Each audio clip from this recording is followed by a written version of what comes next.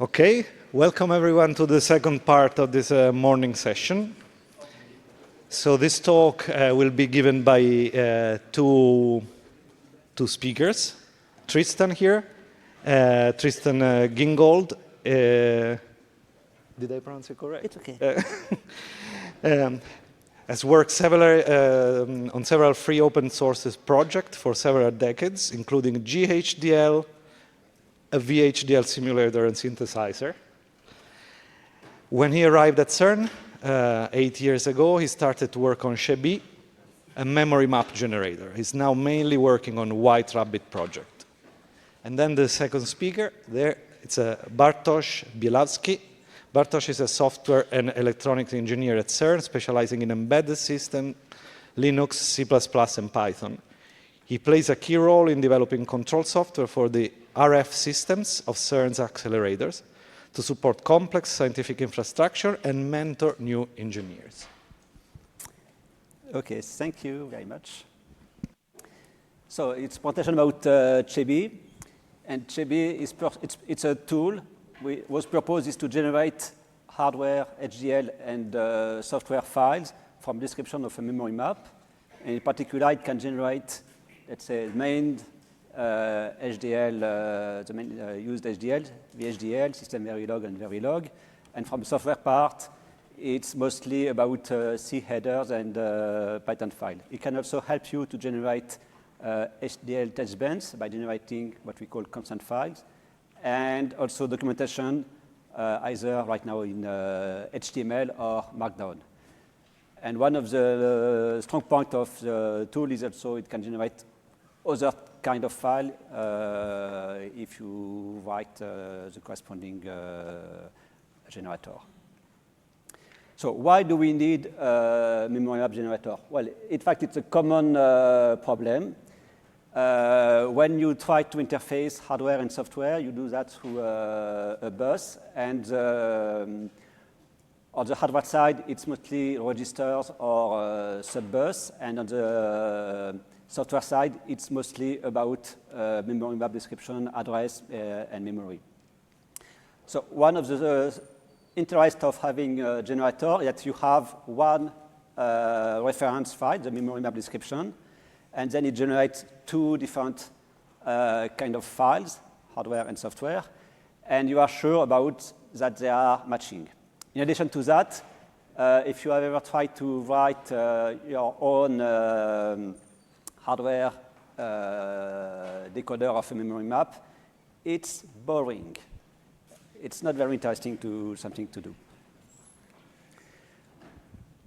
So, hoping that the interest of a memory map generator is clear, why did we need to write such a tool? In fact, there are other memory generators, and maybe too many, and there are even many standards for the file description. However, we had some particular requirements. In particular, we are a heavy user of the Wishbone bus because it's standard and open source standard and quite very free to use. We also need to support our previous memory map generator. So we had to support some legacy files. And we also needed to have specific output from some tools used at CERN. So when you had to write such a tool, there are some challenges you can find in every tool. In particular, you have to define precisely the feature you want to support. There are many kinds of registers you can want to have. It could be single registers, accumulation of a status that is cleared when you write one. You can have some asynchronous or clock domain crossing registers. There are a lot of things the user wants. So you have to decide exactly what set of feature you want to support. There's also a small problem of performance. You also want to be somewhat generic in the kind of register behavior you want to support, because you are pretty sure that there are some features you won't support. And one of our main challenges is to be extensible so that users, or on request of users, we can implement a domain-specific generator for a tool. So the strong point of Cheby is first the diversity in what we support. So we support registers, fields, which are bits inside the register, memories. We can regroup by block some feature in order to represent an abstraction of sub-peripheral of your peripheral. We support repetition, and we also support some map, which is we can instantiate through a bus either another memory map or a completely open and generic bus. We support many buses because at CERN there are many groups using electronics, and we don't have always the same standard. Axis for Light, Wishbone, Avalon, and we also have a quite a simple and generic bus so that people can do any interface they want. For all these buses, the width and the DNS can be specified. Also, one of the points we wanted to keep is we wanted to be generic because, as I said, we cannot support every feature user wants on the HDL part. So users have access to the raw signal. So if they want to implement a very weird or very specific behavior through the strobe and ACK signal for every location in the memory map, they can do whatever they want. So we had to set the trade-off between what we provide as a built-in brick and also be generic so that user can implement their own specific behavior. We didn't want to implement everything because it would have been a nightmare. Another strong point related to the requirement is extensibility. So in the user description file, which is YAML, there is a room for extension attribute so that any user can add their own attribute, which are completely ignored by the generator in the standard mode. But if they want to implement their own generator, they can use extra attributes to specify some characteristics which doesn't fit in the standard description. And you will see that how it is used in the slide from Bartosz. Finally, we are quite, we took care about performance. In particular, the address decoder is carefully generated in order not to waste resources, which allow us to support quite large or deep memory map. And if needed, the user can tune the pipelining level in order to adjust its need for the speed. There is quite a large test suite inside the tool, okay, which is nice for a CI part of the tool, but also it constitutes a set of examples for the user.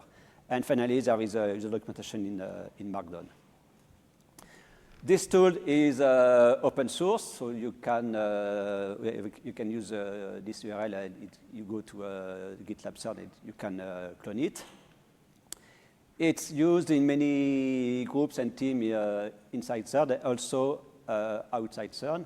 And we had contribution both from inside CERN and outside CERN.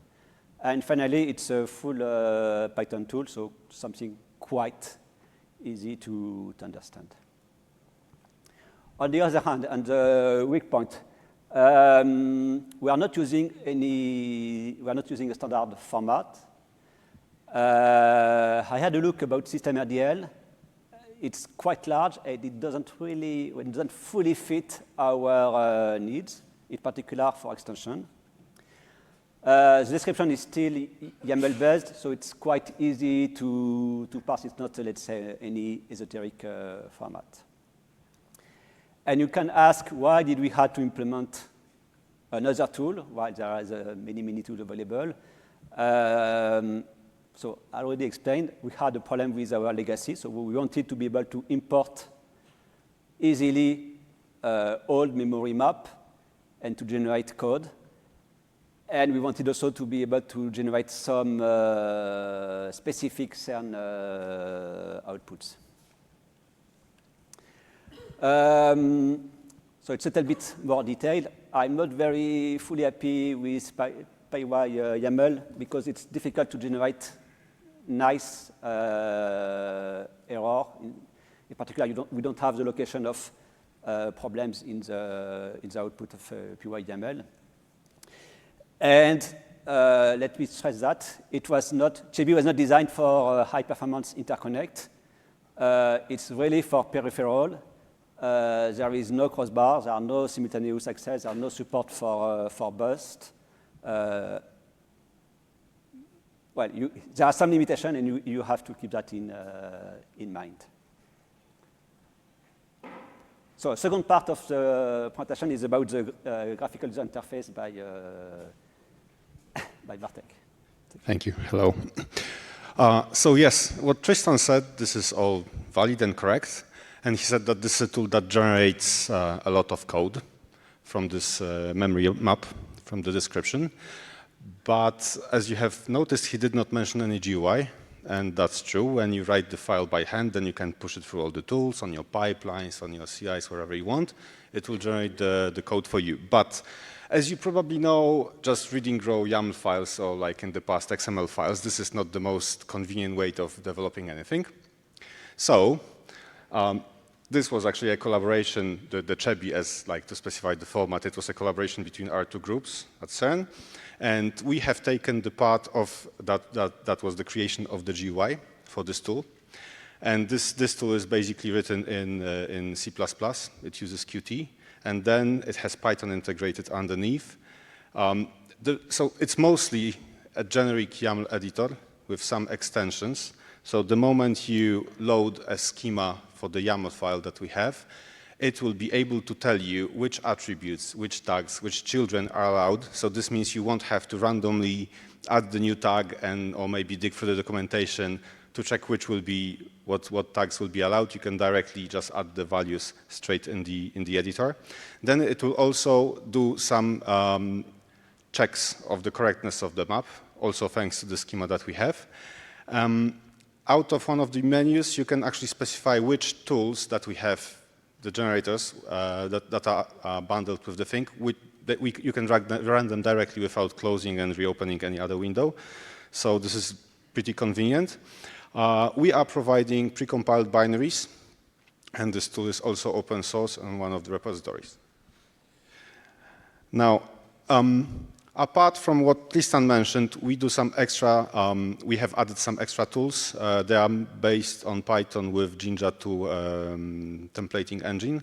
And what we did is that for the memory maps, especially those that are embedded with multiple embedded blocks, we are providing a C++ driver wrapper, which allows us to more naturally address and access different registers and subregisters. Then we also can do things like conversion factors. So the moment you start writing to your registers, you no longer have to convert it by hand to some hex values. You can specify it in attributes the way you want it to be converted from your high-level values to the raw values. We mostly target CERN infrastructure, so that's CERN as driver generator, but we also have other backends in case you are running just bare metal and wanted to quickly wrap something to access via mmap or just some addresses. And then we also, this is also CERN specific, you use this thing that's called Feza, this framework, and we also generate part of those things.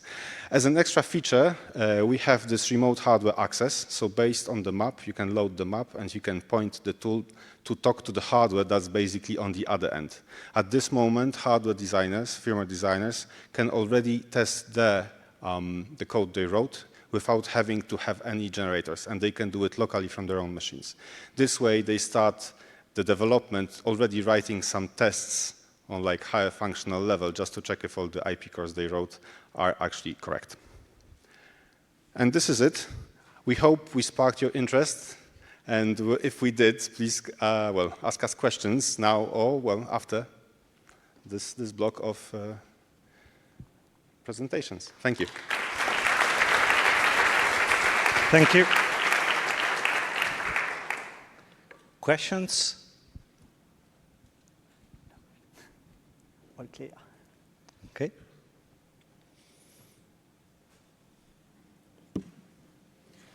Yeah, thank you for the presentation. So I was wondering, since you've produced many interesting open source work so far, are you planning on also creating something to create or generate the bus interconnect to hook up all the peripherals in your design to the bus master? To create the, sorry? So you were saying, if I understood correctly, this will only generate code for on the peripheral side in your HDL, but not the interconnect that connects all the peripherals to the master. Is that correct? Okay, not exactly. So there is a slave port from the, let's say, from the CPU, but you can describe in the memory map what we call a submap, which is then a master port for any other memory map you want to connect. So it can be either a Cheby file, with then it recognizes easily and connect and check them, does some verification, or you can connect any other memory map, which has a bus. You describe quickly the specification of the bus, or Axie4 light with 32-bit, and it will be master on this part. So it is both master and slave. Always, there is always a slave port, but you can have multiple master ports. But it's not a crossbar, so it's not a very efficient way to address multiple peripherals at the same time. Okay, very interesting. Thank you. And just to complete, so you can, it can also be used to do some conversion between bus. So you can have Axie4 light as a slave port, and it can drive an Axie4 light, of course, but also Wishbone or Avalon memory map. You can do conversion on the fly. Another question there. Thank you. Yeah, is there any, is it compatible, or are there any examples of using your tool with, for instance, IP bus slow control interface? It requires also memory map generation, so. Okay, I'm not completely familiar with IP bus, but for me, it's, if I understand correctly, it's a way to do memory, well, to have bus transfer over IP. So if I understand correctly how it is done, you have a slave port on one side, it goes through Ethernet, and you have a master port on the other side, and which all codes do the reply. So you can connect IP bus with this with a Cheby generated file, because at some point IP bus, I think it drives Axie4. Yeah, it's like a bridge from Ethernet to Axie master, and yeah, so you can connect it. Yes, no, it's standard. It's standard Axie4 light. No problem. Nicolo?